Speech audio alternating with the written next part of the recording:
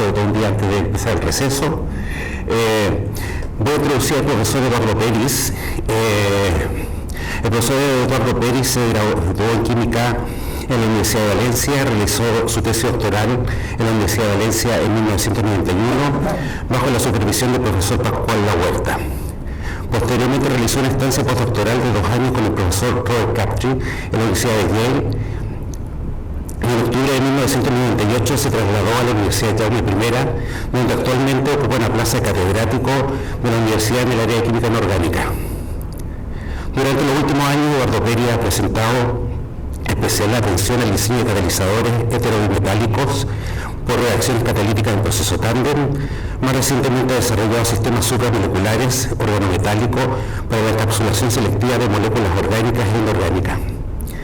El profesor Peris es autor y coautor de 227 artículos, índice H70, y es autor de más de 10 capítulos de libros o monografías y ha dirigido más de 18 tesis de doctorado.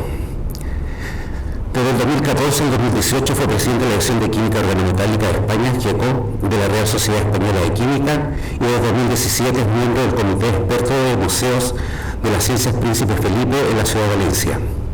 En 2012 fue galardonado con el Premio de Excelencia Investigador de la Real Sociedad Española de Química en el campo de la investigación de química inorgánica. En 2019 obtuvo el Premio de Investigación Humboldt y en 2021 recibió la medalla Rafael Luzón. Recientemente recibió el reconocimiento de Dalton Open Prize de Royal Society of Chemistry.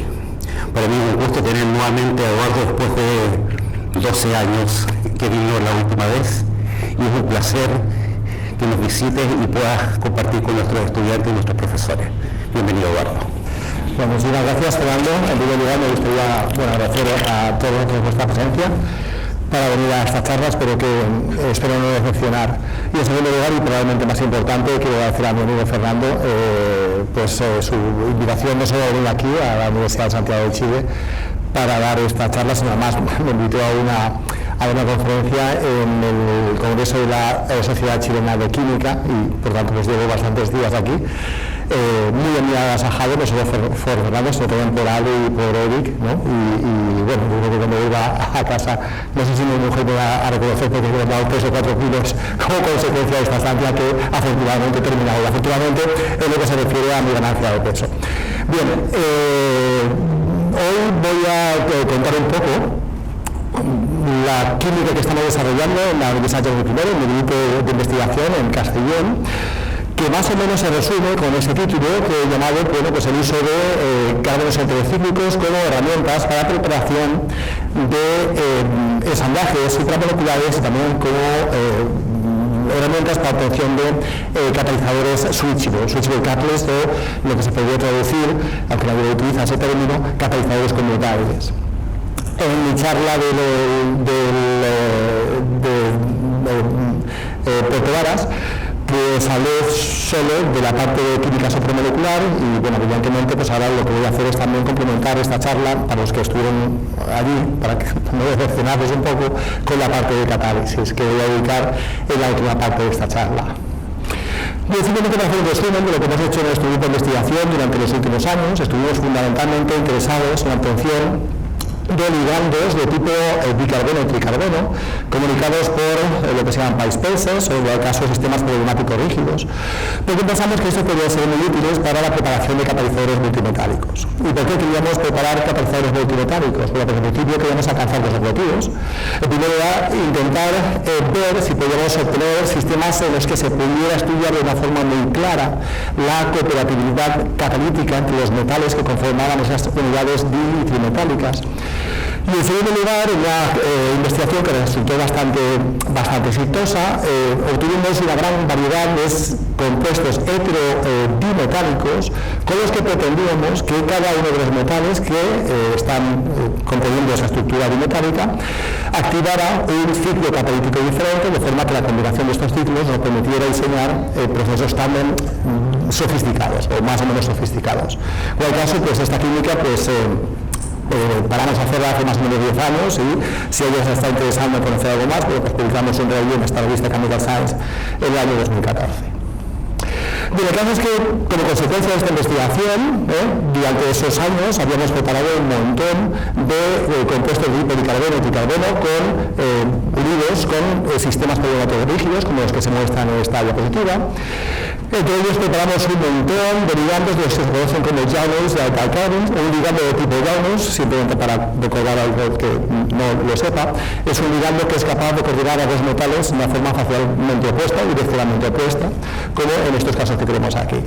Nosotros describimos todos estos ligandos, excepto este es el benzo bis y diafilgono, que fue descrito por Wilaski en el año 2006, fue un ligando que ha tenido mucha repercusión en el diseño de sistemas supramoleculares, ya más catalíticos en química. Y todos los demás los desarrollamos en nuestro laboratorio, lo que pretendíamos y ya lo que conseguimos con estos ligandos fue modular la distancia entre los metales desde los 6 angstroms a utilizar este triazolidiligono hasta los casi 23 angstroms a utilizar este dicarbono que tiene, como veis, dimensiones nanométricas. También obtuvimos triscarbonos, en general en forma triangularmente plana, como estos dos que se muestran aquí a continuación, tenemos alguno más, ¿vale? Entre ellos, por ejemplo, este basado en trifenoideno, este triscarbono trifenoideno, en el que la distancia entre metales es de 12,5 angstroms, o este en el que la distancia es prácticamente casi de 2 nanómetros, en el que utilizamos un cobre plano también muchísimo más grande. Bien, como consecuencia de esta investigación, bueno, pues pensamos que estamos en una posición muy privilegiada para abordar un nuevo tema en nuestra investigación en la Universidad de Castellón, enfocada al desarrollo de sistemas supramoleculares de naturaleza organometálica. Así que durante los últimos, realmente es una crítica bastante reciente, durante los últimos 6, quizás 7 años como máximo, pues obtuvimos una serie de sistemas supramoleculares organometálicos con los que se muestra en esta diapositiva, entre los cuales se incluyen, por ejemplo, este compuesto de dioro que contiene ese tipo de ligando pirono diazolideno, conectado por este grupo antracenil bisalquinilo, ¿vale? Que es un metalotwiste, es un metalopinza. Obtuvimos también, y de hecho aquí tenemos este término, diferentes compuestos a los que llamamos metalofolders o metalocarpetas, como por ejemplo este compuesto platino 2, que contiene también ese grupo de ese ligando pirono diazolideno, esa coordinación cisoide, y que realmente pues se asemeja mucho a una carpeta, por eso llamamos metalocarpeta, no nos calentamos mucho la cabeza a la hora de decir el nombre.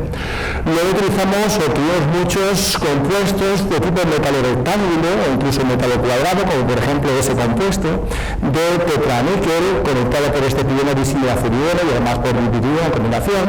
Y luego obtuvimos también varias metalocajas, como por ejemplo ese sistema de hexaoro, que tiene una estructura, como se ve en la figura, de tipo trigonal plano, o prismática trigonal mejor.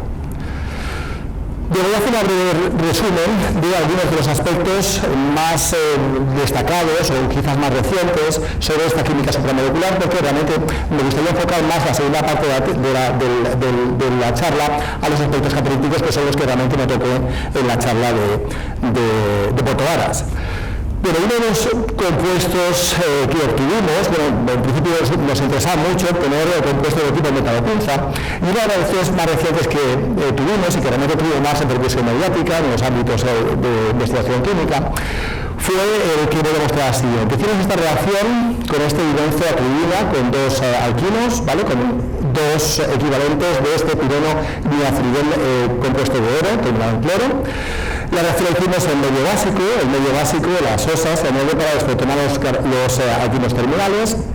Y de esta colección de reacción lo que observamos es que siempre obtuvimos mezclas de este compuesto que voy a llamar monopinza o el monómero y este otro compuesto que resulta de la autoagregación de esas dos pinzas. Y esa situación la obteníamos independientemente de que, y aquí está lo importante, de que los grupos sustituyentes en el pirono fueran hidrógenos o autoglutiros. Siempre obteníamos más o menos una mezcla 50% de cada uno.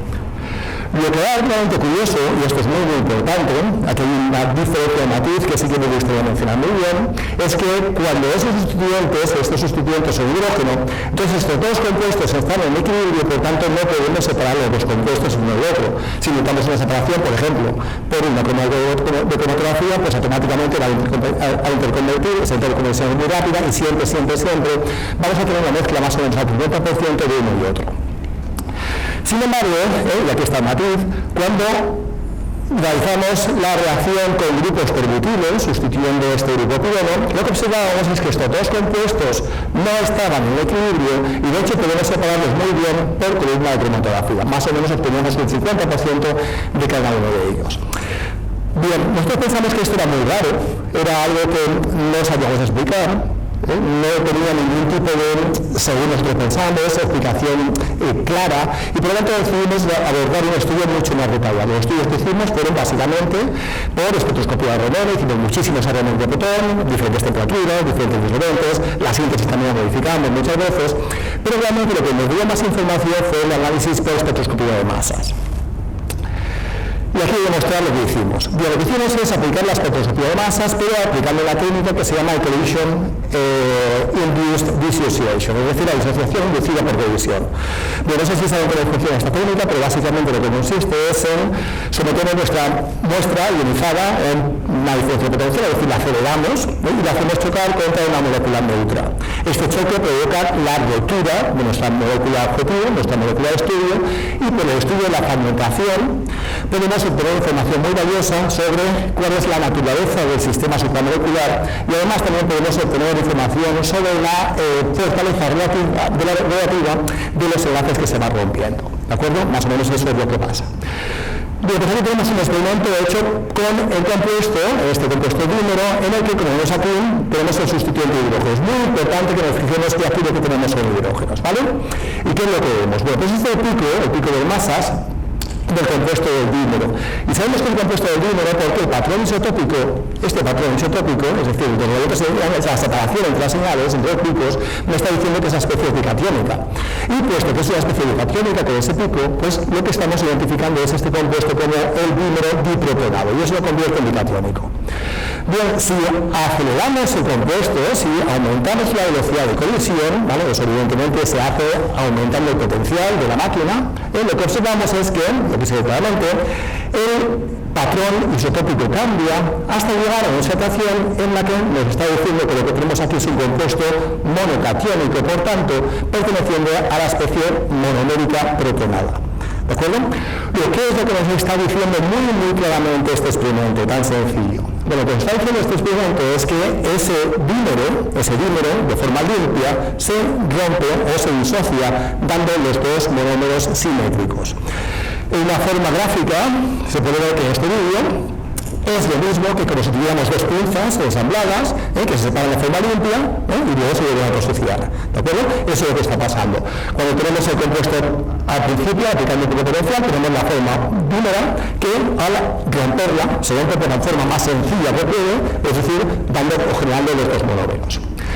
¿Y qué pasa cuando hacemos lo mismo con el compuesto con terbutilos? ¿Vale? Aquí es importante que nos fijemos que aquí tenemos la muestra con los terbutilos. Bueno, pues hacemos el mismo experimento, ¿vale? Muy sencillo también, y observamos que inicialmente cuando aplicamos un potencial muy bajo, es decir, que la molécula prácticamente no está acelerada, no colisiona o colisiona muy poco, no colisiona la fuerza suficiente como para romperse, lo que vemos es que el pico principal muestra un patrón isotópico que de nuevo corresponde con el compuesto dinórico, y sabemos que es dinórico porque es una muestra bicatiónica. Por tanto, lo que tenemos ahí es otra vez el compuesto diprotonado.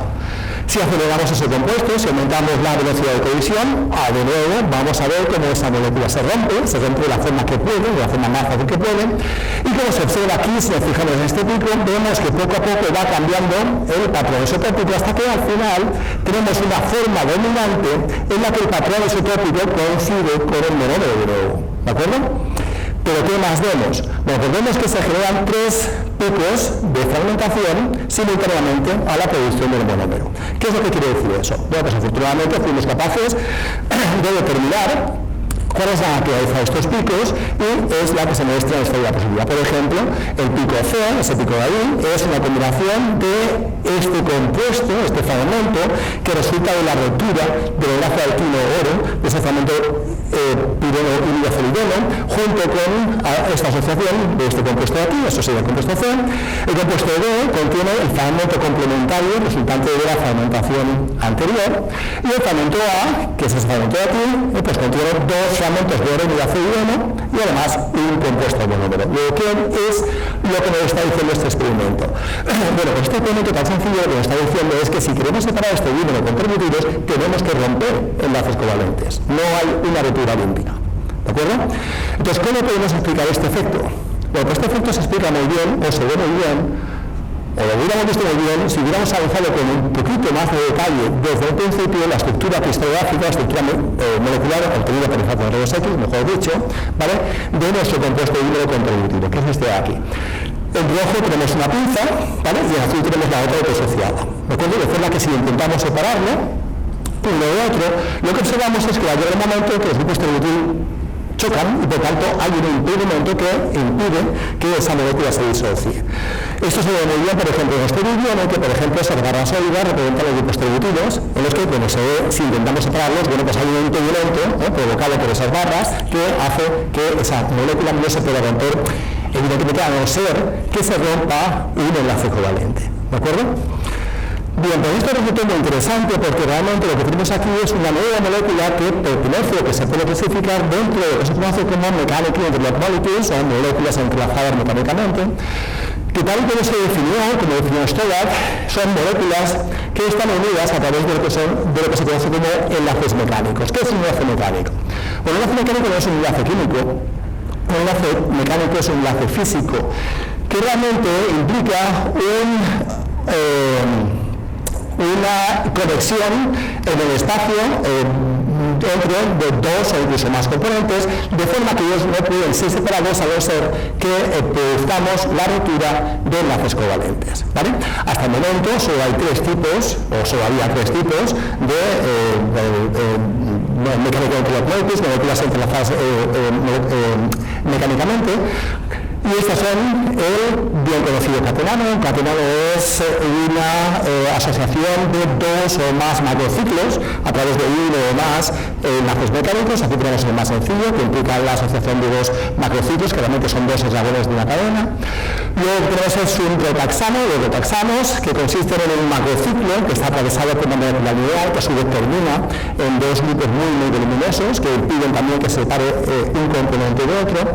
Y por último tenemos lo que se conocen como nidos moleculares, que también es un sistema macrociclo que está entrelazado en sí mismo, ¿de acuerdo? La química de las moléculas, de los nidos moleculares ha sido muy desarrollada, por ejemplo, por el grupo de David Lee en la Universidad de Manchester. Bueno, lo que tenemos aquí es un nuevo tipo de molécula entrelazada mecánicamente, como es una nueva molécula, lo vemos clipano, clipane, en inglés, que realmente difiere de los anteriores porque está formada por dos componentes que son acíclicos. Fijándonos que los sistemas anteriores, todos como mínimo, implican la utilización de un macrociclo. En nuestro caso lo que tenemos son dos moléculas acíclicas que están enlazadas a través de un enlace mecánico. De hecho, definimos los clipanos en nuestro trabajo como una molécula entrelazada mecánicamente formada por la asociación de dos pinzas moleculares. ¿De acuerdo? Este trabajo tuvo mucha repercusión en el momento que lo publicamos el año pasado, hace 2 años, y fue destacado pues, en muchas revistas de divulgación científica, de divulgación química, como Chemistry News, Chemistry World, se destacó también en la revista Science Magazine, e incluso pues, nos entrevistaron en televisión, lo cual pues, fue bastante divertido. Bien, y en este momento voy a hacer la pregunta al público, que realmente la lancé también en aquel congreso la semana pasada en Puerto Varas, ¿vale? Nadie me contestó, pero esta vez sí que espero que me conteste. Normalmente es al revés, se me pregunta y yo contesto. Para romper el hielo vamos a hacer al revés. Y lo que me gustaría que pensaran ustedes es si esta molécula, este glutamato, o incluso los MIMs anteriores, se pueden considerar como una molécula o dos moléculas que están conectadas supramolecularmente. Es decir, es una molécula o son dos moléculas, ¿de acuerdo?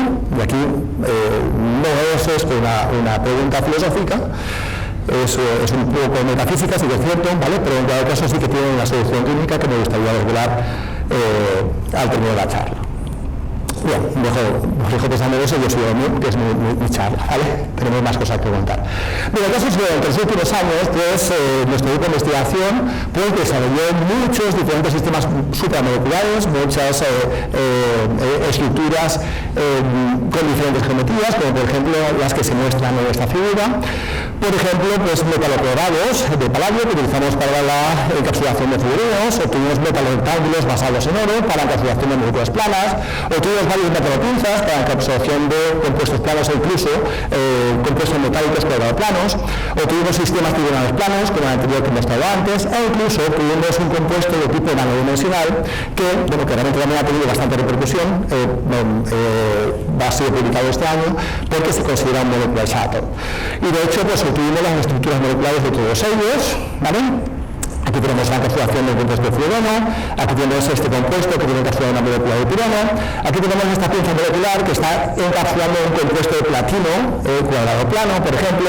Aquí tenemos el compuesto de forma prismática plural que está encapsulando la molécula de cloruro justo en el centro de la molécula, y aquí tenemos esta molécula que, bueno, pues que hemos descrito recientemente, que como se ha visto antes, desplaza el cloruro desde un lado a otro del sistema porque hay una asociación asimétrica, y ese tipo de movimiento de gran amplitud se considera un molecular shuttle, es decir, un transportador molecular. Y lo bueno que tiene este compuesto, lo novedoso que tiene este compuesto con respecto a los anteriores, es que todas las moléculas shuttles descritas hasta el momento están basadas en moléculas de rotaxano, y este es nuevo. Con lo cual, pues, la verdad es que he estado muy sorprendido porque esta molécula, aparentemente inservible y sin ningún tipo de interés, pues ha sido destacada hace 2 días en la revista CNN News de la American Chemical Society. Bien, perdón, dar una última información sobre química supramolecular. Estos son datos no publicados, y es que, bueno, pues todos los sistemas que hemos escrito hasta el momento, como hemos visto, se basan en la utilización de compuestos de imidazoliona, de carbonos neutróciclicos, con sistemas problemáticos planos. ¿Qué pasaría si utilizamos un compuesto que tenga una unión curva, ¿no?, que sea un bowl-shaped? ¿Vale? Pues para eso lo que hicimos es, y para eso tuvimos la ayuda de un profesor que es el Jai Siegel, del ETH en Zurich, la obtención de este compuesto en el que la conexión entre los dos imidazolios, las sedes de imidazolio, es una molécula de coranileno. El coranileno se puede considerar como una especie de casquete de un fluoreno, por eso tiene una forma curva. Bien, pues hicimos esta reacción que se muestra en la figura. Hicimos reaccionar esta sal de bisimidazolio, de coronileno bisimidazolio, con el dímero de radioproteína en presencia de una base, es el carbonato potásico. La base se utiliza para desprotonar la sal de bisimidazolio, y haciendo esta reacción obtuvimos un rendimiento más o menos lo que consideramos como bueno, es decir, un 35%, ¿vale? Ya es muy bueno, ¿vale? Este compuesto dimetálico de rodio. De este compuesto dimetálico de rodio, como veis, tiene aquí esta forma que es de una superficie bastante elevada, bastante grande y además curva, y por tanto supusimos que podría ser adecuado ya en sí mismo para la encapsulación de fluorenos. Y aquí hicimos 2 reacciones, una con C60, un fluoreno pequeño, y otra con C70. Hicimos todo tipo de titulaciones y llegamos a caracterizar, no tenemos las estructuras moleculares, pero llegamos a caracterizar este tipo de compuestos plenamente, excepto las estructuras moleculares, también las correspondientes constantes de asociación.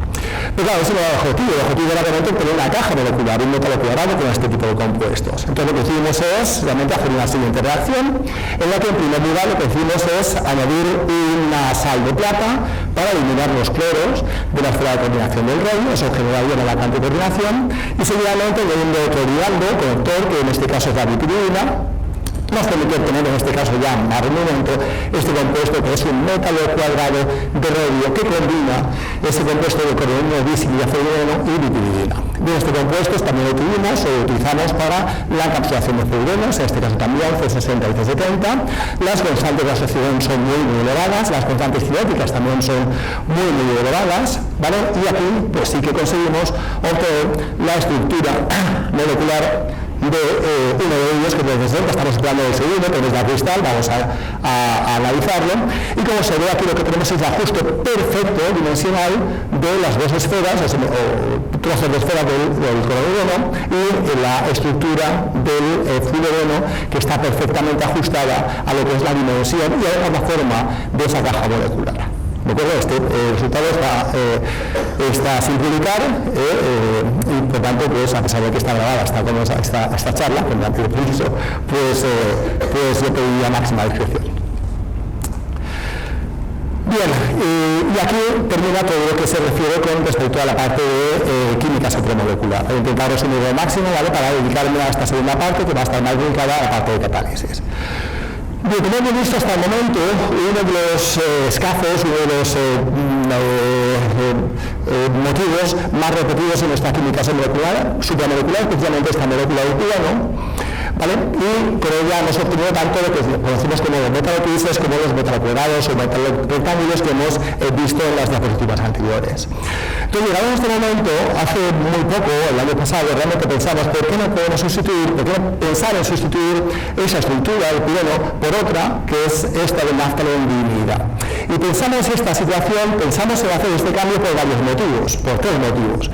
En primer lugar, porque este tipo de estructura nos mantendría lo que serían las estructuras en la arquitectura de las estructuras supramoleculares que habíamos obtenido anteriormente, y eso realmente es una ventaja, porque ya sabemos la química que tenemos detrás, incluso el tipo de tamaños y formas que podíamos alcanzar en nuestros sistemas supramoleculares metálicos. Lo segundo, muy importante, es que en este caso vamos a invertir la polaridad del puente. Aquí lo que tenemos es que el purano es un grupo que es muy rico en electrones y lo vamos a cambiar por un grupo que va a ser electrón deficiente en electrones, con lo cual vamos a producir muchos cambios en la capacidad de recepción, la capacidad de encapsulación de este tipo de compuestos. Y por último lugar, y quizás también mucho más importante, el hecho de que este tipo de fragmentos, en el NEI, en la naftalondiimida, tiene propiedades fotoquímicas y electroquímicas muy interesantes, que no tiene el purano, con lo cual esto nos permitiría introducir una nueva dimensión en nuestras investigaciones en química supramolecular. Bien, pues efectivamente lo que hicimos es obtener ese tipo de ligando. Lo primero que hicimos es, bueno, a partir de esta tetramina de naftalondiimida, que hicimos reaccionar con ácido tetafluorólico y trietilforminato para obtener aquí, con un elemento casi tetrativo, este compuesto en el que tenemos una naftalondiimida bis iliazolio, una sal de bis iliazolio. Bien, aquí lo que hicimos es hacerla reaccionar con los métodos de coordinación habituales que nosotros conocemos para la combinación de sal de iliazolio para transformarse en carbono. En este caso lo que hicimos es reacciones con radioiodocloruro, los dímeros, en receptor a base, en este caso perometóxido potásico, y independientemente de las condiciones de reacción que utilizáramos, e incluso independientemente de la base que utilizáramos, siempre obteníamos un compuesto en el que la coordinación de este tipo de ligando se producía de forma monodentada. Nunca llegamos a obtener el compuesto dimetálico, porque siempre, como se ve en esta figura, lo que obtenemos es la oxidación de la otra parte del carbono en la forma de una hexazoona. ¿De acuerdo? Y eso es un problema que todavía no hemos podido solucionar. Bueno, un momento, sí que lo hemos podido solucionar un poco, pero no lo voy a contar ahora. Bien, conseguimos obtener la estructura de factor de oxígeno de este compuesto, que es el que se muestra en esta figura. Como vemos aquí, lo que tenemos es el fragmento de NODI, la naftalondiimida, el carbono combinado al radio, que termina su esfera de correlación con un fragmento de ciclopentadieno y un cloro. Y en la otra parte de la molécula, al otro extremo, tenemos el enlace carbono-oxígeno de esa idea cíclica. Bien, bueno, pues ya que tuvimos el compuesto, lo estudiamos en profundidad. Aquí muestro el diagrama cíclico de esta especie, en el que observamos claramente un pico de oxidación que es pseudo-reversible, o mejor dicho, irreversible, diría yo, que implica la oxidación del relleno R2. Y en la parte de reducción vemos la reducción de un electrón del fragmento NODI, que pasaría a un radical aniónico, y la segunda reducción, que me generaría, en este caso, un compuesto dianiónico, un fragmento dianiónico, en este caso ya no radical, sería el magnético. ¿De acuerdo? Bien, pues una vez vemos que aquí lo que tenemos es dos ondas reversibles de reducción. Esto realmente fue una gran suerte porque nos permite ver que utilizando dos reductores clásicos en química de coordinación, sobre todo en química metálica, podemos producir de forma selectiva la reducción de un electrón hallando cobalto cero, ¿vale? Cuyo potencial de reducción cae exactamente entre estas dos ondas, entre la primera y segunda onda de reducción de la NODI, e incluso podemos producir la reducción de dos electrones y añadimos beta-metilculato cero, cuyo potencial es mucho mayor negativo, en 94 sobrepasa la segunda onda de reducción. Es decir, podemos realizar químicamente y de forma muy selectiva la reducción en 1 y en 2 electrones de nuestro compuesto. Bien, lo siguiente que hicimos es intentar ver si podemos averiguar cuáles eran las capacidades dadoras sigma de nuestro ligando. Para ello lo que hicimos es obtener los compuestos, como he dicho, correspondientes con los compuestos de carbono y los compuestos de radioiodidio, que lo hicimos disolviendo nuestro compuesto en metano, pasándole una corriente de monóxido de carbono a temperatura ambiente. El espectro de infrarrojo de este compuesto es el que se muestra en la figura, que muestra las dos señales típicas correspondientes a los stretching, es decir, las bandas de tensión del enlace carbono-oxígeno. Bien, lo que queríamos hacer es ver cómo la reducción del ligando, la reducción del LDI, afectaba a las propiedades de este ligando. Y por tanto, lo que hicimos es hacer unos estudios de tipo espectro electroquímico.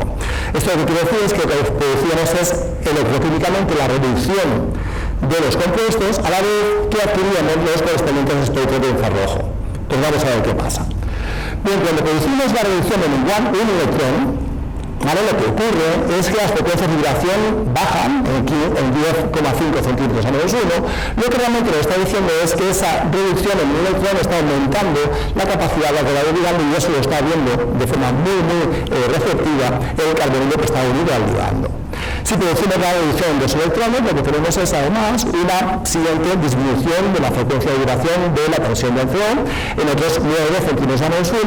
Y esto es muy interesante porque realmente lo que estamos viendo aquí es, y teniendo en cuenta que las dos ondas son reversibles, nos está proporcionando un sistema en el que podemos mediar la capacidad de obra del ligando y por tanto modificar el sistema electrónico, la naturaleza electrónica de un metal en tres estados diferentes, y además podemos cambiar entre ellos de forma completamente reversible.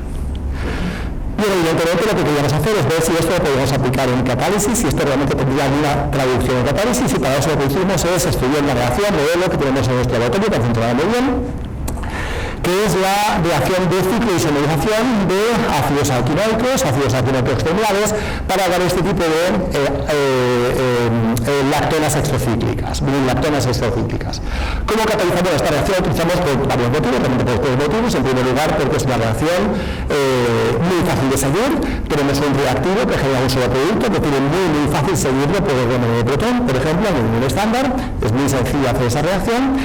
En segundo lugar, bueno, pues es una reacción que produce estas lactonas extracíclicas. Las lactonas extracíclicas normalmente son escafos, son fragmentos que se presentan en muchas moléculas con actividad biológica, por lo tanto tienen bastante aplicación en química biomédica. Y por último, y seguramente más importante, es que esta reacción la hemos estudiado muchísimo en nuestro laboratorio y por lo tanto sabemos muy bien cómo estudiarla. Como catalizadores, lo que hicimos es utilizar los catalizadores de radio y iridio, como mostraba anteriormente, y evidentemente, claro, podemos también ver la modificación de las propiedades catalíticas de estos compuestos al reducirlo por un electrón o dos electrones, para lo cual añadimos o bien cobaltoceno, que produciría la monoreducción, o decametilcobaltoceno, que produciría la segunda reducción. Eso lo sabemos muy bien por lo que he mostrado anteriormente. Bien, lo que hicimos es, bueno, pues en primer lugar, ver cuál es la actividad de los catalizadores neutros. Y aquí tenemos el resultado. El catalizador de iridio prácticamente no funciona, y el catalizador de radio funciona un poquito mejor, pero nos fijamos que después de 400 minutos el rendimiento, bueno, pues claramente supera el 15%. Es decir, que como catalizadores, estos catalizadores, bueno, los podemos tirar de contra la basura. No son buenos catalizadores. ¿Qué pasa si añadimos cobaltoceno? Es decir, ¿qué pasa si producimos la reducción de un electrón del ligando? Bien, pues lo que vemos es que los resultados son muchísimo mejores, ¿vale? Y de hecho, lo que vemos es que, por ejemplo, en el caso del radio, la actividad catalítica, tal y como se puede ver comparando las constantes de reacción, se triplica, es decir, se triplica la actividad catalítica del compuesto de radio, y en el caso del iridio, esa situación se incrementa muchísimo más, porque como vemos pasamos de una situación en la que el compuesto de iridio es completamente inactivo a una situación en la que el catalizador es muchísimo más activo, es decir, aumentamos incluso en 2 órdenes de magnitud la actividad del catalizador. De hecho, este es el catalizador más efectivo para este tipo de reacciones y para otras más, gracias a esa reducción del fragmento de LDI. Bien, lo siguiente que quisimos ver es si podíamos cambiar entre la situación activa e inactiva del catalizador, es decir, ver si ese catalizador se podía convertir realmente como un catalizador redox switchable, para lo cual, bueno, pues en principio utilizamos el catalizador de iridio sin activar, sin nada, es decir, neutro, lo dejamos vaciar durante 200 segundos, efectivamente el catalizador no hace nada, ¿vale? Es completamente activo. A partir de ahí lo tenemos cobaltoceno, es decir, lo activamos, lo redujimos con un electrón, activamos el catalizador. A partir de ese momento, por 20 minutos, le metemos un oxidante, en este caso acetilferricilio, la actividad del catalizador se para, el catalizador aumenta, lo paramos y lo aumentamos. ¿De acuerdo? En cada fase de la reacción, nosotros podemos decidir si queremos que ese catalizador sea activo o inactivo. Es más, si calculamos las constantes cinéticas de cada uno de los pasos, vemos que, bueno, excepto la red, evidentemente, en cada uno de los pasos vemos que la actividad, la velocidad de la reacción es exactamente la misma, lo que implica que la recuperación del catalizador se produce al 100%, o supera el 100% de la actividad catalítica de ese catalizador. Bien, ¿y qué pasa si metemos más electrones? ¿Qué pasa si producimos la doble reducción del catalizador? En este caso, solo tenemos que añadir un reductor más potente, en este caso el decametil cobalto 0. Bien, pues aquí tenemos las situaciones que hemos estado anteriormente. Esta es la actividad catalítica del compuesto neutro, esta es la actividad catalítica del compuesto no reducido, fijemos que estamos hablando cobalto 0, y si añadimos decametil cobalto 0, bueno, pues evidentemente pues diríamos que aumentamos más la capacidad donadora sigma de metal, y por tanto, en principio debemos esperar una mayor actividad. Bueno, pues lo que tenemos es menor actividad que la monoreducción. ¿De acuerdo? Hay una activación con respecto al catalizador neutro, pero sin embargo, el catalizador monoreducido es más activo que el birreducido. ¿Por qué? Lo vamos a ver luego. Bien, dicho esto, voy a hacer un paréntesis para decir algo que me va a ser muy útil en las siguientes diapositivas. Y es que realmente mucha de la química de combinación, sobre todo mucha de la catálisis basada en compuestos o metálicos, se basa fundamentalmente en dos pasos que son fundamentales, que son la adición oxidante y la eliminación reductora. Esos son los pasos más importantes seguramente en muchos de los procesos catalizados por compuestos o metálicos. Bien, durante muchos años se ha considerado que la adición oxidante, de hecho se ha considerado y es cierto, es así, se favorece cuando tenemos metales que son ricos en electrones, es decir, aquellos compuestos metálicos que presentan bajo estado de oxidación y además que presentan ligandos que son fuertemente de doble sigma.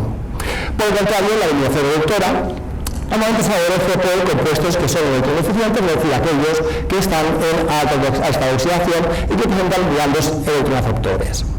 Bien, se han estudiado muchísimos estudios, tanto teóricos como experimentales, para estudiar cuáles son los procesos que afectan a estos dos mecanismos, la adición oxidante y la eliminación reductora, pero muchísimos de ellos se han realizado sobre compuestos pinzas de rodio 1. ¿Vale? Son muy estables y son muy nobles para estudiar. No descomponen y hay una gran transición y mucha reversibilidad entre compuestos de rodio 1 y de rodio 3. El primero que hizo un estudio de este tipo fue Haynes en el año 2005, que lo que hizo es estudiar, y antes hizo un estudio meteorístico muy detallado, la adición oxidante de yoduro de metilo sobre ese compuesto, con ese compuesto pinza, biscarbono, con ese carbono. Y lo que estudió es pues, todo tipo de parámetros cinéticos y termodinámicos que afectan esta reacción. Más adelante, Milsten y colaboradores realizaron también estudios, en este caso sobre la eliminación reductora de rodio 3 a rodio 1, investigando cuál era el papel de los parámetros estéricos de ese ligando de tipo L. Vinoe, también en Estados Unidos, lo que estudió es el proceso reversible, es decir, tanto la adición oxidante como la adición reductora, y en este caso lo que vio es cómo afectaba el mecanismo de la adición oxidante y la adición reductora según fuera el tamaño de la difosfina utilizada. También importante utilizando diferentes fosfinas y en lo que hablan los parámetros estéricos de las fosfinas.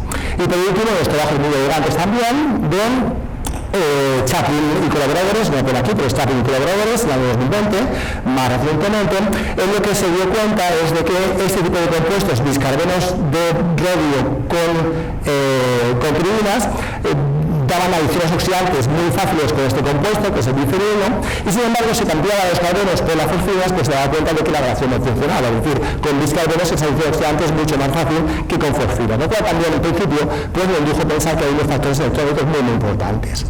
¿De acuerdo? Bien, pues dada nuestra experiencia en la química supramolecular, nosotros pensamos que no había ningún estudio, de hecho no lo hay, o ahora sí que lo hay, en el que se viera cuál es la influencia de factores supramoleculares, de interacciones supramoleculares sobre este tipo de mecanismo. Entonces lo que hicimos es en principio ver cómo podía afectar la adición de una molécula plana, grande, como el coroneno, sobre un compuesto, en este caso, de tipo pinza biscarbono radiocarbonilo.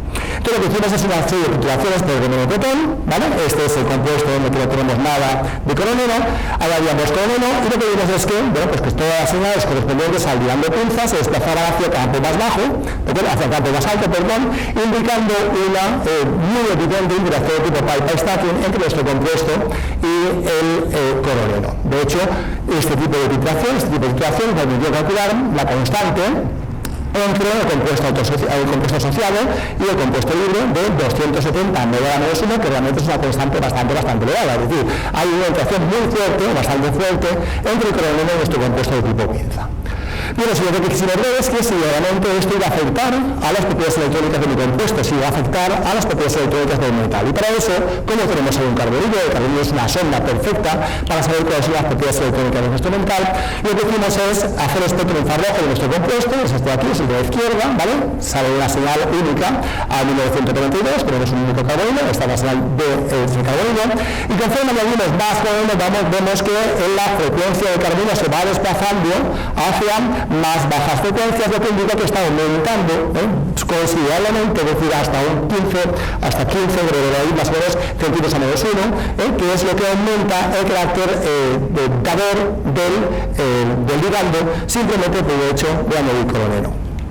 Bien, lo siguiente que quisimos ver, bueno, aquí está la diferencia exactamente 15 centímetros a menos 1 entre el compuesto negro y el compuesto que tiene 4 equivalentes de cloruro en disolución de dicrometano. Bien, lo siguiente que quisimos ver es ver si esto tiene algún tipo de efecto sobre la adición oxidante. Y en este caso lo que hicimos es una reacción muy sencilla, además muy fácil de seguir también programada, entre nuestro compuesto, el compuesto cuadraplano de radio 1 con el hidrógeno de metilo, y obtuvimos ese compuesto de radio 3. Si hacemos la reacción en condiciones normales, es decir, en ausencia de cualquier aditivo, verás este es el perfil de reacción, que calculamos una reacción, una constante, que es de 9,24 por 10 a la menos 5 de menos 1, segundos a menos 1, y si añadimos 4 equivalentes de cloruro en estas mismas condiciones, lo que observamos es que la velocidad aumenta muchísimo, aumenta en 3 veces, ¿vale? Se multiplica por 3 la velocidad de reacción. Es decir, sí que hay un efecto electrónico muy importante y esto además afecta muchísimo la velocidad de reacción sobre la adición oxidante del dioxometilo sobre ese compuesto de rodio. ¿Se puede traducir esto a propiedades catalíticas? Bueno, pues lo que hicimos es utilizar la misma reacción que nos utilizamos siempre, es decir, la ciclo de diseminación de ácidos alquilaicos. Aquí tenemos la reacción catalítica con nuestro compuesto de rodio, ¿vale? Tenemos una constante que está calculada ahí, y si le metemos cloruro, pues lo que vemos es que efectivamente también esa reacción se activa, es decir, se aumenta significativamente la capacidad catalítica de nuestro compuesto. En este caso también multiplicamos por 3 más o menos la velocidad de reacción, simplemente añadiéndole un aditivo supramolecular, en este caso el cloruro. Y eso es algo que no había estado escrito hasta el momento. Bien, lo siguiente que pensamos es, bueno, ya que hemos visto que podemos activar ese tipo de compuestos añadiendo aditivos supramoleculares, podemos añadirle, por ejemplo, un sensor de aniones para facilitar esta acción oxidante, y lo que pensamos es añadirle a nuestro compuesto de pinza, de rollo 1, un fragmento naftalendinida, ya lo conocíamos anteriormente, lo hemos utilizado en otras reacciones, porque hay muchos trabajos que demuestran que este tipo de fragmentos, este tipo de funcionalidades son muy sensibles a la adición de aniones y sobre todo también a la adición de fluidos. Aquí tenemos dos trabajos, por ejemplo, que son muy significativos y muy detallados en este sentido. Bien, este es el volcanama cíclico de este compuesto, lo que, bueno, lo escribo mucho, es muy parecido a lo que he visto anteriormente, simplemente por el hecho de tener este fragmento NDI, vemos dos picos reversibles de reducción. El primero produce la reducción del NDI a la parte monoiónica, y el segundo pico de reducción implica la reducción de dos electrones, por tanto, la generación de un compuesto dianiónico. Bien, de nuevo estudiamos cuál sería el efecto, en este caso, de producir la reducción de 1 y 2 electrones, utilizando la misma técnica que he nombrado anteriormente, es decir, experimentos espectroelectroquímicos, para lo cual lo que hacíamos es, de nuevo, aquí el espectro electrónico de nuestro compuesto, y sucesivamente ir bajando de potencial hasta producir la primera reducción y la segunda reducción. Por tanto, ese es el espectro de infrarrojo de nuestro compuesto, lo que vemos la banda de CO a 1977. Si producimos la reducción del electrón, como vemos, hay un desplazamiento desde 1977 a 1971, y si producimos la segunda reducción, pues hay una segunda disminución de la banda de vibración hasta 1956, es decir, nuestro metal es muy sensible a la reducción de ese fragmento NDI. ¿Qué pasa si añadimos, bueno, el total son 31 centímetros a menos 1, el desplazamiento desde el compuesto neutro hasta la doble reducción? ¿Qué pasa si añadimos fluoruro? Bueno, el fluoruro lo añadimos en el mismo medio, en el metano, añadiendo como fluoruro de tetrabutiramonio, es decir, TDAF, tal y como pone ahí. De nuevo, aquí tenemos el compuesto inicial, ¿vale? Es el mismo. Si le damos dos equivalentes de fluoruro, obtenemos un nuevo pico, una nueva banda, 1971, que coincide exactamente con la monorreducción del compuesto, y si añadimos 5 equivalentes de fluoruro, llegamos a una frecuencia de 1958, pero que más o menos, que realmente pues hay un error ahí en los datos experimental, pero coincide prácticamente exactamente con la doble reducción de este fragmento NOI. Consecuencia de lo cual, aquí lo que podemos deducir es que la adición de fluido no está produciendo la monoreducción y la doble reducción de compuesto, también de una forma completamente selectiva. ¿De acuerdo?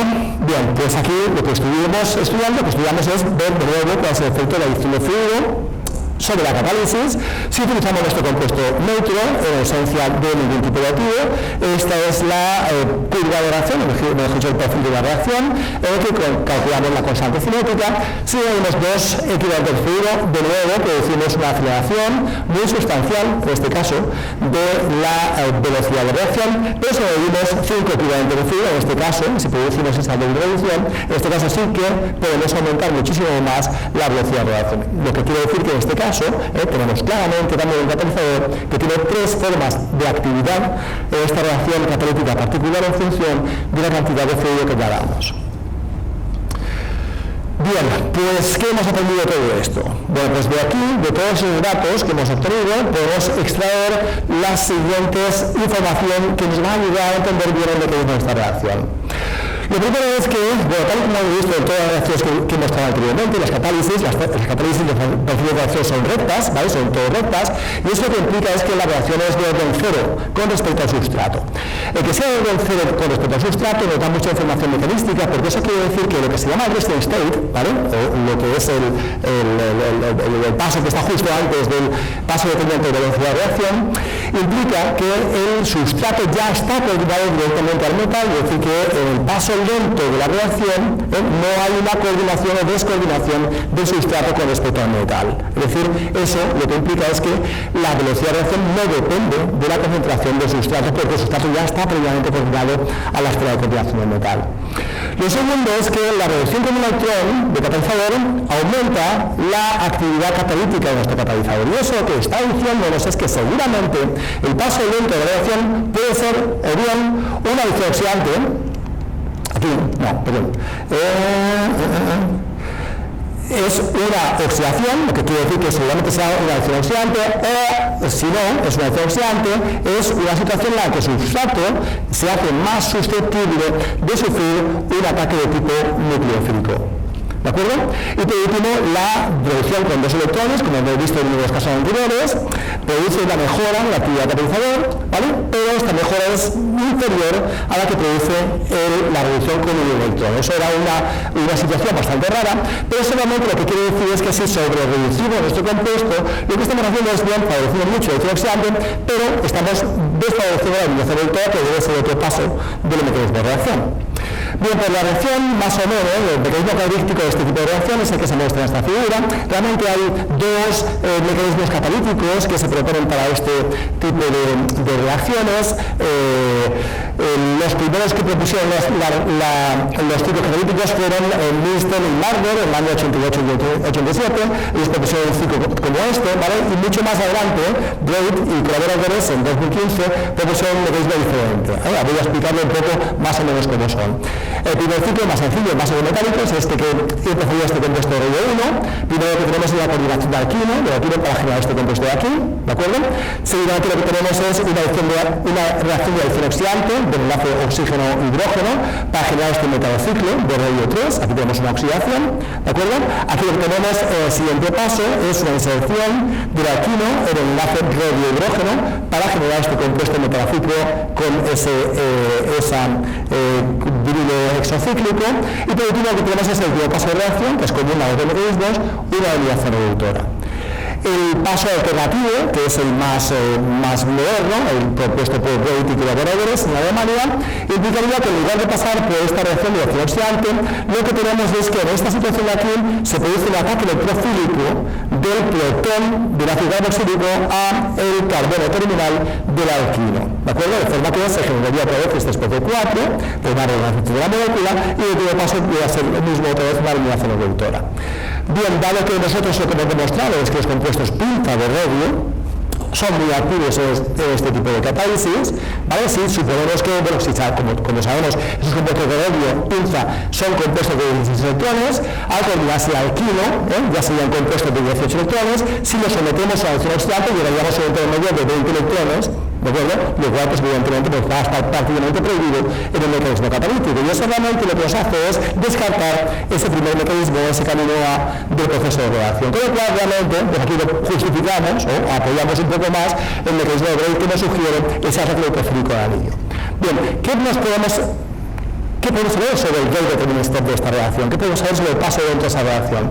Bueno, lo que vemos es que si aumentamos la capacidad adhesiva del metal, o mejor dicho del ligando, es decir, si aumentamos la capacidad electrónica del metal, lo que estamos es favoreciendo el proceso de la reacción. Lo que realmente nos implica que el paso lento de esta reacción debe ser el ataque electrofílico al alquino, porque cuanto más rico sea el metal, más susceptible a sufrir un ataque electrofílico va a ser el alquino. Además, ese paso implica de nuevo también a producir una oxidación del metal, ¿de acuerdo? Con lo cual ese tiene que ser el paso dentro de la reacción. Pero también observamos lo siguiente, y es que si sobrereducíamos el catalizador, la reacción se hacía un poquito más lento. Y eso es porque si sobrereducimos el catalizador, si producimos la reducción dos electrones de catalizador, lo que estamos haciendo es favorecer muchísimo este paso, pero sin embargo estamos empezando a desfavorecer el último paso de la reacción, que es la eliminación reductora. Con lo cual, realmente, para compuestos que tengan ligandos muy dadores, sigma, entonces el paso lento de la reacción se invierte, y en lugar de ser la oxidación, es la eliminación reductora. Con lo cual, pues, esta es la consecuencia que tenemos que sacar de los resultados que teníamos anteriormente. ¿Qué tiempo? ¿Me quedan 5 minutos más? Un poquito más. ¿Más de 5 minutos? Sí. Bueno, pues entonces... Ancha Castilla, que se dice en España. Bueno, pues aquí lo que hemos visto es que de este tipo de compuestos, en los que tenemos un NOI con el cambio de un carbono heterocíclico, hemos explotado todo lo que se refiere a las capacidades electroquímicas y también sus capacidades como sensores de aniones. ¿Pero podemos explotar también sus capacidades fotoquímicas? Bien, pero lo que vimos es que en el año 2013, Fechero, en Italia, y colaboradores, en este trabajo en Journal of Chemical Chemistry, demostraron que los fragmentos de NODI de este tipo son capaces de fotoquímicamente producir la excitación de, a través de la explosión de la molécula, producir la conformación del oxígeno tripete e oxígeno singlete. Bueno, sabemos que el oxígeno en estado fundamental es un tripete y, por tanto, el estado singlete es uno de los estados excitados del oxígeno. Bueno, pues esta reacción se puede hacer con esos compuestos. Nosotros pensamos que a lo mejor este compuesto podría ser también activo en la generación de oxígeno singlete, y lo que hicimos es probar una reacción, la reacción típica, ¿no?, para probar si nuestro compuesto, si los compuestos son activos en la generación de oxígeno singlete, y lo que hicimos es utilizar nuestro compuesto como fotocatalizador o fotosensibilizador en la reacción de endoperoxidación de este bifenil antraceno para generar este endoperóxido de antraceno. ¿De acuerdo? Lo que vimos es que en 10 minutos conseguíamos un 99% de rendimiento en la generación de ese compuesto, y nuestro compuesto es muy activo realmente en la generación de oxígeno singlete, y de hecho fuimos capaces de obtener el rendimiento cuántico de generación de oxígeno singlete, que es de 0,6, es decir, realmente es incluso más alto que el que describió Fechero en el año 2013. Bien, dado que, bueno, pues que este tipo de reacción es muy interesante, nosotros pensamos que podemos ver si podemos aplicar en alguna aplicación pues más o menos importante. Y lo que vimos es que, bueno, hay una reacción que es muy importante. Como todos sabemos, el gas mostaza es uno de los gases que se utilizan como armas químicas, pues seguramente más conocido, y realmente, bueno, pues hay tantísima acumulación de gas mostaza que ahora se genera un problema en cuanto a que hay que desactivarlo. La desactivación o detoxificación del gas mostaza normalmente se produce a través de la oxidación, ¿vale? Ese gas mostaza es el dicloroetil sulfuro.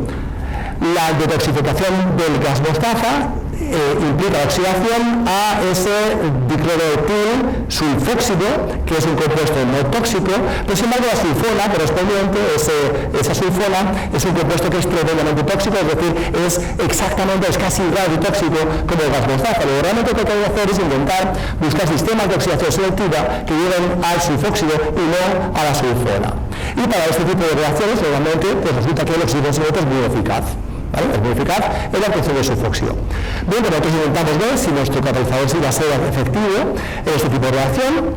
Evidentemente no utilizamos gas mostaza, no podemos utilizar gas mostaza, pero sí que utilizamos un simulante de gas mostaza, que es este clorotilo sulfuro, que hicimos reaccionar con nuestro compuesto como fotocatalizador o fotosensibilizador en presencia de oxígeno, y observamos que en paso de 20 minutos obtuvimos un 99%, es decir, cuantitativamente, la obtención del sulfóxido, con lo cual, pues en principio, este compuesto sí que puede ser un candidato para detoxificar el gas mostaza.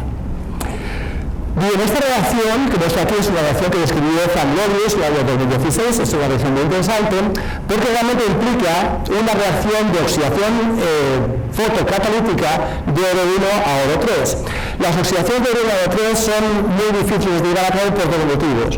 En primer lugar, porque el potencial de reducción, o mejor dicho, oxidación de oro 1 a oro 3 es tremendamente elevado, es muy elevado, comparado un poco, por ejemplo, con el paladio. Eso lo que hace es justificar que los compuestos de oro 1 realmente pues, no se utilicen tantísimo en reacciones de complemento carbono-carbono, como por ejemplo el de paladio, que son modificables porque ha hecho oxidante muy fácilmente, ¿de acuerdo? Pero sin embargo, este tipo de oxidación se puede favorecer si lo que se utiliza son ligandos de carbono fuerte que sean queratos. El efecto estabilizador querato del compuesto final estabiliza esa estructura de oro 3. Pero sin embargo, queda el factor cinético que hay que solucionar. El factor cinético, la energía de activación de este proceso, independientemente de que tengamos un compuesto relativamente estable, es demasiado elevada, porque tenemos que reorganizar los orbitales para pasar de un compuesto que es lineal a un compuesto cuadrado plano, y eso lo que dice Frank Lorius es utilizarlo o solucionarlo aportando esa energía fotoquímicamente, evidentemente no solo, sino añadiendo un fotosensibilizador, que es en este caso ese compuesto de uretroneuropilidina. Bien, nosotros como vimos, nuestro catalizador, pues también nuestro compuesto es un fotosensibilizador que puede ser eficaz. Decidimos ver si podemos hacer esa misma reacción utilizando nuestro compuesto como fotosensibilizador en lugar del compuesto de uretroneuropilidina, y lo que vimos es que utilizando simplemente un 0,5% realizamos esta reacción en el 100%, es decir, es un compuesto que también es un fotosensibilizador fotoredox muy eficaz. De hecho, como nuestro compuesto propiamente dicho es un compuesto de O1, decidimos hacerlo reaccionar con este compuesto, que es el compuesto de tetrafluoroborato. Decidimos reaccionar con este compuesto directamente, y lo que tuvimos es simplemente irradiando con luz verde ese compuesto en el que pasamos del compuesto de O1 al compuesto de O3 con el ligando quelato, que es una reacción muy interesante porque realmente no necesitamos añadir un fotosensibilizador extra para promover esta ciclación oxidativa.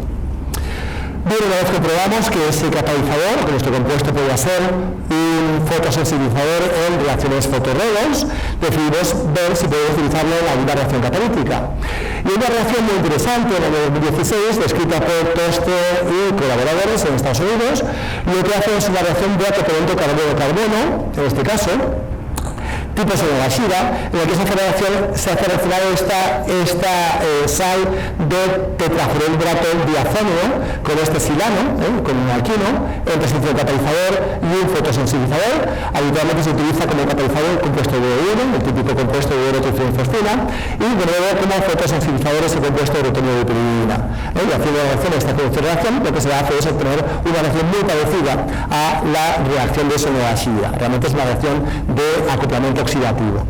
Bien, entonces pensamos que a lo mejor nuestro catalizador podría ser un catalizador eficaz para esta reacción, puede ser un fotocatalizador, y lo que observamos es que en ausencia de deuterio de dipirina, ¿vale?, que es siempre necesario cuando utilizamos catalizador de oro, nuestro compuesto es capaz de producir, y de hecho se ve aquí, rendimientos más elevados en todos los sustratos que se habían descrito anteriormente. Y la ventaja que tenemos es doble. En primer lugar, estamos utilizando una radiación verde en lugar de la radiación azul que se utiliza con la dipirina, es decir, estamos utilizando menos energía de radiación, y además estamos incrementando el rendimiento, y además no estamos ahorrando la adición de un fotocatalizador. Bien, utilizamos otra reacción. Esta reacción es la reacción de acoplamiento directo carbono-carbono a través de una reacción de activación selectiva del enlace carbono de hidrógeno. Esta reacción fue descrita por Lee en el año 2017, también utilizando el mismo sistema, oro, deuterio y dipirina. Nosotros vamos a hacer lo mismo, y de nuevo se hace utilizándolo o irradiando con luz azul. Hicimos esta reacción también con tres sustratos diferentes, y como vemos aquí, nuestro catalizador también en la ausencia de dipirina y también irradiando en el verde en lugar del azul, nos proporciona en todos los casos rendimientos mejores que el anterior. Bien, ¿por qué pasa esto? Y aquí igual me estoy extendiendo un poco, voy a explicarlo en 2 minutos. Para eso nos tenemos que fijar en el ciclo catalítico de una reacción que se llama dual o de metal a fotorredox. Normalmente una reacción de metal a fotorredox o una reacción dual fotocatalizada y catalizada por el metal implica el acoplamiento de dos ciclos catalíticos, que vamos a ver aquí y ya os lo explico bien. Bien, inicialmente lo que hacemos es partir del compuesto de rutenio 2 bipiridina, ¿vale? Es el fotosensibilizador que se activa por luz azul y pasa a la situación, en este caso triplete, del compuesto activado. Ese compuesto activado reacciona directamente con los sustratos, que es nuestra sal de diazonio, creando ese producto oxidado que es ese compuesto reducido, que es el arilo, es un radical arilo. Y por tanto generamos un compuesto de rutenio bipiridina, en el que rutenio es esta oxidación más 3. Ese arilo es el que reacciona con el catalizador de oro 1, ¿vale? Se coordina al oro 1 y genera automáticamente, simplemente por coordinación, si contamos electrones, y el primero de esta oxidación es oro 2. Bien, simultáneamente hemos creado, como he dicho antes aquí, rutenio 3, que a través de un single electron transfer process, es decir, una transferencia de un único electrón, produce la oxidación de oro 2 a oro 3 y consecuentemente se reduce a rutenio 2. Ese compuesto de oro 3 reacciona con el segundo fragmento de la reacción, que en este caso pues, puede ser el alilo-alquilo, por ejemplo, el alilo-alilo, para generar este compuesto de aquí, que a través de una reacción reductora me genera el producto. ¿De acuerdo? Luego eso sería todo el ciclo en que, como vemos, hay una combinación de dos ciclos que implica una reacción fotocatalizada y una reacción metalocatalizada. En el caso, el metal no se puede oxidar si no tenemos el fotosensibilizador y el sustrato no se puede activar si no tenemos el fotosensibilizador. Esas son las dos funciones del fotosensibilizador. ¿Qué hemos hecho nosotros? Bueno, después de repasar este ciclo, lo que hemos hecho es juntar los dos. Porque lo que tenemos es que nuestro fotosensibilizador está integrado en la misma estructura del catalizador. Entonces, empezando con nuestro compuesto empieza aquí, ¿vale? Es el compuesto 1, ¿de acuerdo? Lo irradiamos en este caso con el fuego, producimos la excitación de fragmento 9, este fragmento 9 excitado, y ya que pasaba con la pirulina, eso que va a hacer es la activación del sustrato de la sal de diazonio, generando radical arilo, ¿de acuerdo? Y generando, bueno, el compuesto cargado positivamente, tenemos ahí la oxidación del oro. El arilo reacciona con el compuesto de oro, tenemos oro 2, ¿de acuerdo? Que en presencia de ese compuesto más que está actuando como oxidante se produce la transferencia de un electrón, en este caso intramolecular, ¿de acuerdo? Para generar el compuesto de O3, catiónico y NMI es neutro, ¿de acuerdo? Luego reacciona con la parte del sustrato, el alilo, en este caso el mesiltriono, para generar ese compuesto de O3 que reductoramente produce, a través de una reacción reductora, produce el compuesto final. La ventaja de este compuesto es doble. En primer lugar, el alilo se genera en la inmediación del oro, es decir, está mucho más cerca, la fusión es mucho más rápida para acercarse y para coordinar el oro, y en segundo lugar, la transferencia electrónica de un electrón se produce de forma intramolecular, es decir, el rutenio de pirina 3 no tiene que buscar al compuesto de oro 2 para producir la oxidación porque está en el mismo compuesto, con lo cual eso realmente aumenta la eficacia del proceso. Y ya está. ¿De acuerdo? Entonces con esto realmente pues quería evidentemente agradecer a la gente que ha hecho posible este trabajo. La mayor parte del trabajo que hemos traído aquí está supervisado por Máquina de Datos, que estuvo también en Portugal, de una charla muy buena. La parte de química supermolecular ha sido fundamentalmente desarrollada por, yo creo que es a por la doctora Susana Ibáñez. La parte de los compuestos pinza de rollo 1 han sido exclusivamente desarrollados por Sebastián Martínez Vivas, que es un estudiante de Colombia, que tenemos aquí. La parte de los compuestos de BI, fotoquímica, la primera parte que he explicado con la reacción de ciclo de isomerización de ácidos alquinónicos, ha sido desarrollada por César Zambrana. Bueno, tengo que nombrar también algunas colaboraciones que tenemos en marcha con Cristian Vicel. Bueno, le ayudó mucho la parte de la terminación de tripanos, es un técnico en masas. David Yusef y Katrina Surek han hecho cálculos en muchos de los casos que hemos tenido que aportar como soporte a nuestros estudios experimentales. El profesor Beque Han también ha participado bastante, bueno, tiene bastante colaboraciones en marcha. Normalmente dentro de la Macropolis, que resulta que es mi hijo, porque este tipo de charlas pues traen luego que me presta para mostrar lo que es un tripano. En este caso lo he utilizado porque pensaba que la charla se hace muy larga, pero en el caso como él me lo dejó, pues se mantiene en los agradecimientos. La financiación, bueno, pues fundamentalmente del gobierno de España, del gobierno local, de la Comunidad Valenciana, y tengo que agradecer a la Fundación Funjundo, por ejemplo, que también me ayuda a establecer colaboraciones y financiarme con fondos alemanes. Y bueno, pues evidentemente pues agradeceros a vosotros vuestra atención y quedo a vuestra disposición para cualquier pregunta, y sobre todo si yo tengo una para vosotros que ya he lanzado antes. Muchas gracias.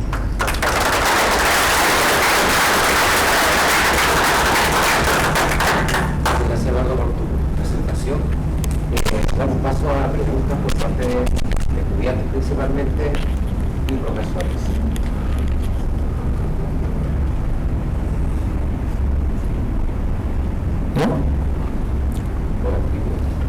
Por pasar bibliográfica, por lo tanto... Bueno, pues yo tengo una pregunta. Vale, porque como nadie está preguntando, aquí no vale no contestar, ¿vale? Bien.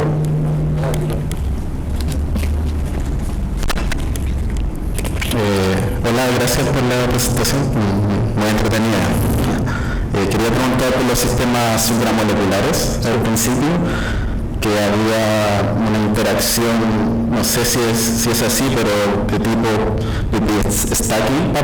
Sí, hay muchas. Y si se evaluó cambiando el sistema aromático que está conectando el clip que interactúa con el otro clip. En el caso de las pinzas, me imagino que de las pinzas, sí. Sí, de hecho hemos cambiado, claro, he hecho una charla muy resumida, ahí hemos cambiado mucho lo que son los brazos programáticos del sistema pinza para ver cómo se modifica la tipificación y la constante de asociación. Las constantes de asociación y por tanto las energías libres de Gibbs de la asociación las calculamos en todos los casos, y si queremos que haya una diferencia muy grande en función de varios motivos, el tamaño del sistema no es el mismo pileno que el benzodiazepino, que realmente no va a tratar nada, pero también los grupos que tenemos en el exterior, la parte exterior de los pirenos también nos también afecta a la constante de asociación. Sí, claro, hemos hecho muchos estudios de ese tipo. ¿Y eso lo probaban con fullerena, por ejemplo, también? Bueno, es que esas pinzas son muy pequeñas para encapsular. O sea, la distancia entre los dos brazos de la pinza es exactamente 7 angstroms, ¿vale? Que eso permite simplemente encapsular, digamos, moléculas planas, pero no moléculas tridimensionales. Para encapsular un fullereno, la distancia entre los brazos tiene que ser del orden de más o menos 11 angstroms. ¿Vale? Y esos 11 angstroms son los que me establece perfectamente bien ese poligramo que también he mostrado también muy rápidamente, pero que reconocerlo, se pide la visibilidad fullereno, ¿vale? Que me separa los dos metales justo a 11 de angstroms. Gracias. Entonces ahí sí que podemos hacer algo. Gracias. ¿Vale? ¿Alguna otra pregunta?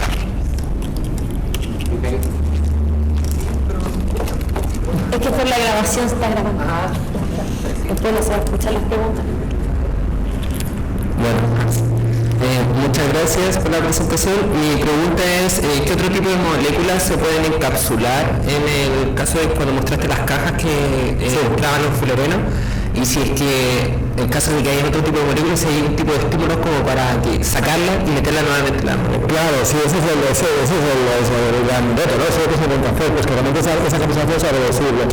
Nosotros hemos jugado mucho a eso, a meter moléculas y separarlas, y los estímulos pueden ser varios. Por ejemplo, simplemente como el dulce-20, como la pedida dulce-20, tú puedes meter o sacar la molécula, ¿vale? Porque según la hidrofilicidad o lipofilicidad de tanto el sustrato, el que es como la caja, pues eso va a afectar mucho a la constante. Entonces simplemente cambiando la probabilidad del solvente, tú puedes hacer que la molécula se meta o salga, por ejemplo, ¿vale? Claro, nosotros eso nos parece poco práctico. Pero nosotros lo que intentamos hacer ahora, y de hecho por algunos motivos, porque podemos utilizar cajas con el fermento medio, franja y media, es que ese sintón, ¿vale? ese grupo realmente es sensible a estímulos fotoquímicos y sobre todo también electrónicos, de forma que oxidándolo o reduciéndolo, nosotros podemos cambiar también la calidad de ese compuesto y por tanto jugar de una forma electroquímica a meter y sacar gas, que es una forma mucho más eficaz y realmente es una forma que realmente sí que podría tener una aplicación, ¿vale? Otra forma de meter y sacar moléculas dentro? Bueno, pues es jugar con las constantes de asociación de los diferentes sustratos. Nosotros podemos meter dentro de la caja un sustrato que tenga una constante X, 1000, ¿vale? Y para sacarlo fuera, pues podemos meterle otro sustrato que tenga una constante de 10.000. Automáticamente lo vamos a hacer es reemplazar uno por otro y sacarlo, ¿vale? De hecho, no lo he explicado aquí, pero uno de los productos que tenemos es, dado que podemos encapsular metales, ¿de acuerdo? Metales planos, por ejemplo, lo que podemos hacer es jugar también a hacer sistemas supramolecular switchable, es decir, comunicables supramolecularmente, metiendo compuestos cuadratados dentro de la caja, ¿vale? Y sacándolos, metiéndolos, por ejemplo, codono. Luego cargamos codono, y lo activamos, ¿vale? Si queremos desactivarlo, encapsulamos el codono otra vez, y entonces el compuesto se mete en la caja. Y eso realmente pues, es un sistema que, bueno, pues que, hombre, desde el punto de explicación es estúpido, lo voy a decir así claramente aquí, no lo pondré en mi trabajo de universidad de introducción, ni muchísimo menos, pero realmente desde el punto de vista conceptual es muy interesante porque revela un concepto nuevo, un avance nuevo de lo que sería la catálisis homogénea, en la que todo lo que son interacciones de tipo supramolecular del tipo que hemos traído aquí, pues son completamente desconocidas. También nosotros tenemos mucha ventaja en el sistema porque ya tenemos un bagaje bastante importante en catálisis y ya hemos adquirido en los últimos años un bagaje también bastante importante en química supramolecular. Luego esa combinación realmente nos está poniendo en una situación muy privilegiada de cada abordar cosas nuevas, ¿no? Muchas gracias.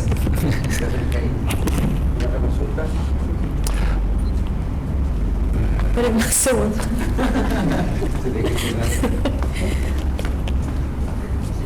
¿Qué tal, profesor? Muchas gracias por la presentación. Soy Vicente López del grupo de profesor Aguirre de la Universidad de Chile. Una consulta, las moléculas Chatters, creo que se llaman, ¿la han utilizado en catálisis? No, esa molécula de Chatters se publicó el 5 de enero. 5 de enero, creo que no se utilizan en catálisis. Tampoco sabemos cómo utilizar en catálisis en el caso. ¿Vale? Pero bueno, de momento no sabemos qué continuidad vamos a dar. No sabemos tiempo porque de hecho el público que está aquí, pues tampoco cambiará mucho tiempo a pensar en ello. Y otra consulta sobre estos catalizadores, estos sistemas catalíticos que estamos usando, ¿lo han probado en oxidación, hidrogenación, de algún tipo? ¿Estos catalizadores que han utilizado? Los cilíndricos. No, este trabajo, bueno, realmente es un trabajo que está aceptado en ACC Catálisis, pero es nuestra primera incursión en fotocatálisis. No teníamos ningún trabajo en fotocatálisis hasta el momento. De hecho, teníamos este compuesto y bueno, vimos que tenía. Realmente lo que queríamos hacer es explotar la capacidad fotocatalítica que tiene la frambutina y ha funcionado muy bien. Ok, vale, muchas gracias.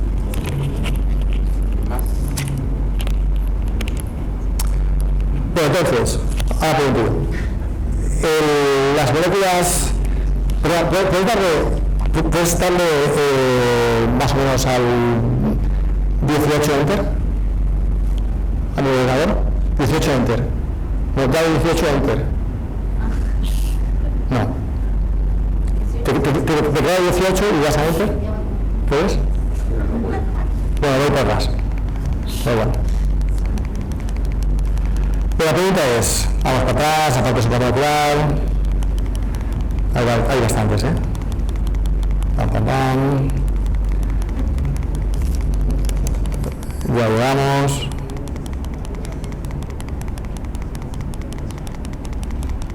Esto es un repaso hacia atrás.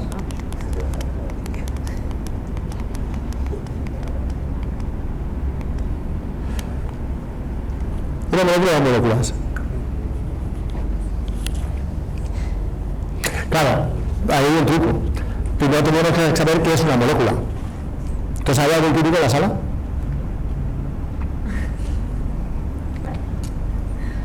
¿Que sepa lo que es una molécula? Pues claro, ¿cómo sabemos lo que es una molécula? ¿Cómo decimos una molécula?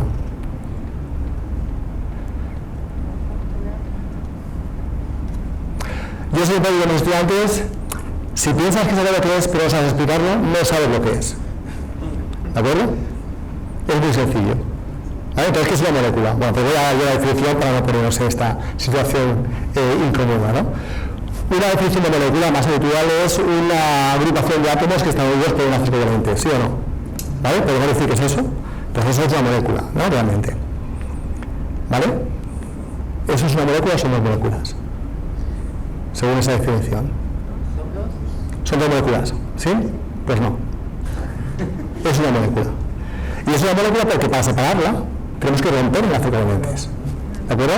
Luego, entonces, es muy interesante porque esto obliga a redefinir lo que es la definición clásica de molécula, que es la que acabo de dar. ¿Vale? Una molécula, desde que se conocen los Mechanical Molecules, no son agrupaciones de átomos, o no solo son, mejor dicho, agrupaciones de átomos unidos por enlaces covalentes, sino que son aquellos sistemas que para separarlos, para agregarlos, implican la ruptura con un mínimo de enlace covalente. ¿Vale? Y esto es, yo creo que esto es interesante porque a lo mejor es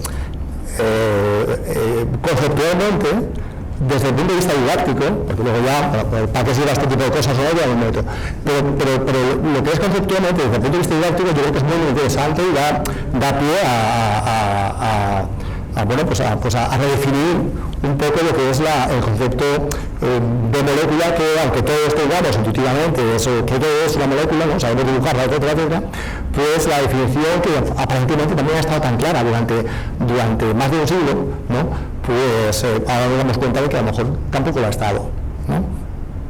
Pues ya está, mire. No sé, quería comentar algo, se me llamó la atención la pregunta, pero es que ahí, imagínense que hubiera alguna forma de, que no sea la molécula específica que usted recién, pero otra, que pudiera fotoisomerizar. Y yo pudiera fotoisomerizar uno de los fragmentos y algo que tenga otra conformación, y de este modo ya no se están molestando los terbutirios. Y en ese modo se podría separar. Sí. Entonces, pero fotoisomerizar no es romper un enlace.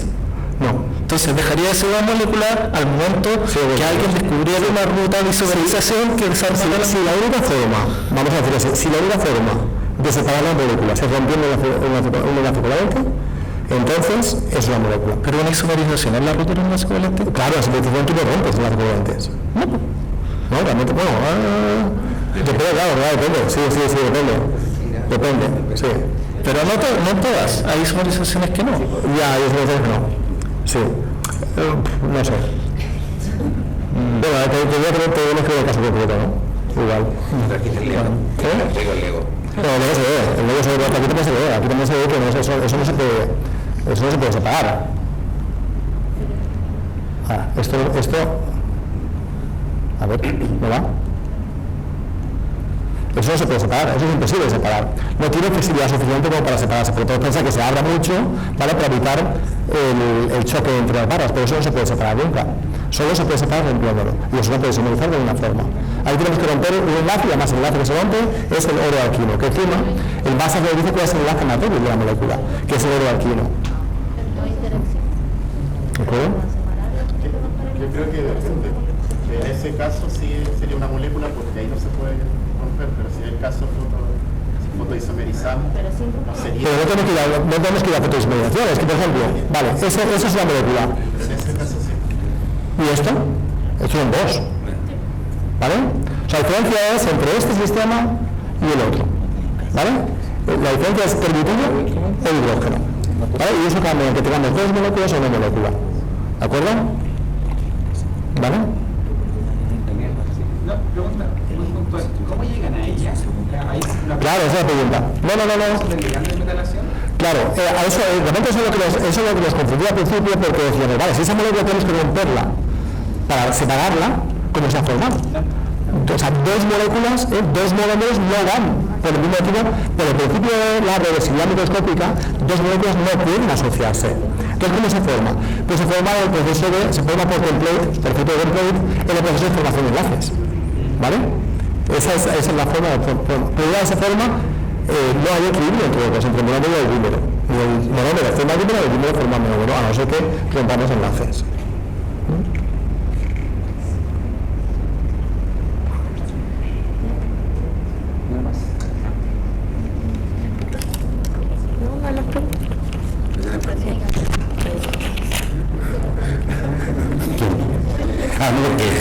No sé, tengo bastantes preguntas, pero de aquí al aeropuerto podemos hablar un poquito más. Si no hay más preguntas, agradecemos al profesor Peris, sobre todo por cruzar el charco y no haber venido hace como unos 12 años más o menos que no. La próxima vez esperamos verlo muy pronto ahora con todas las colaboraciones que hay. Agradezco nuevamente y esperamos volver a ir a Castellón para tomar investigaciones. Muchas gracias, Eduardo, y posgrado gracias. un pequeño reconocimiento. Gracias, muchas gracias. Ahora os digo. Te pasé la foto para que nos crean y para que te crean que, que estabas ahí. Bien, pero ¿lo puedo abrir o no? Es una de estas cosas que se me cabeza que no muy bien. Mejor. Pero ahora lo veamos. Para que te crean en Castellón que viniste. Muy bien. Qué foto. Pasa ya.